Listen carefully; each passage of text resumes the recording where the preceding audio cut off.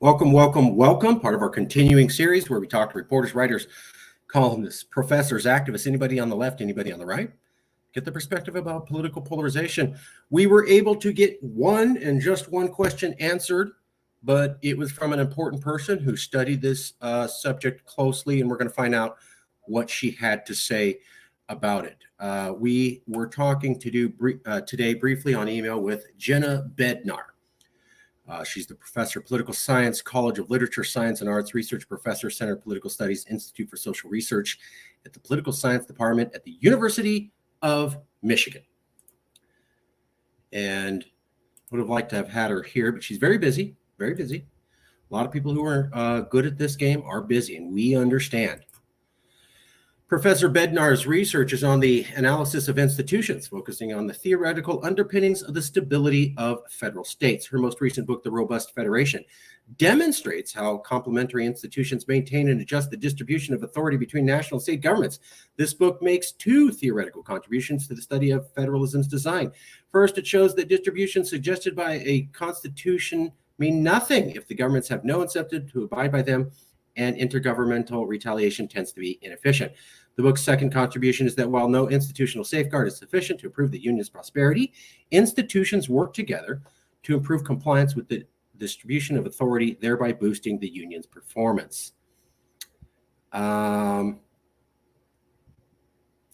it shows that distributions suggested by the Constitution mean nothing if the governments have no incentive to abide by them, and intergovernmental retaliation tends to be inefficient. Right. So I asked her, you looked at the question of political polarization.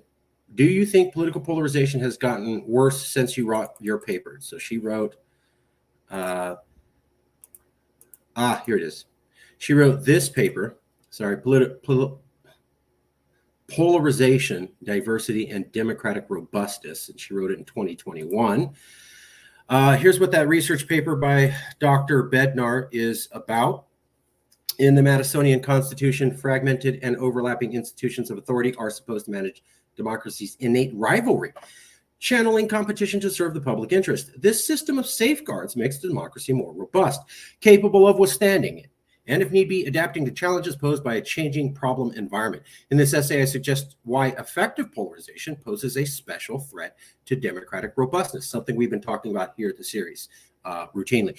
While most scholars hypothesize that polarization's dangers are that it leads to bimodality and extremism, I highlight a third hypothesized effect. Polarization reduces interest and information diversity in the political system. To be effective, democracy safeguards rely upon interest diversity, but Madison took that diversity for granted. Unique among democracy safeguards, federalism builds in a repository for diversity. Its structure enables differences between national and state expressed interests, even within the same party. This diversity can be democracy hindering, as the United States history with racially discriminatory politics painfully makes clear, but it can also serve as a reservoir of interest and information dispersion that could help or could protect democracy by restoring the possibility that cross-cutting cleavages emerge. Polarization reduces interest and information diversity in the political system. To be effective. Federalism builds in a repository for diversity. Its structure enables differences between national and state expressed interests, even within the same party. This diversity can be democracy hindering. So that's what the research is about. She wrote it in 2021. So she's looking at political polarization and its relation to democracy, and she's very well educated on this subject, as we saw earlier. And this is what she had to say. Polarization that I'm watching now is happening in some local governments, places where we formerly thought would be more pragmatic problem solvers and so less likely to become polarized. So what she's saying is polarization is so bad now. I thought it was only at Washington and at the government. Now we're seeing polarization at the local level.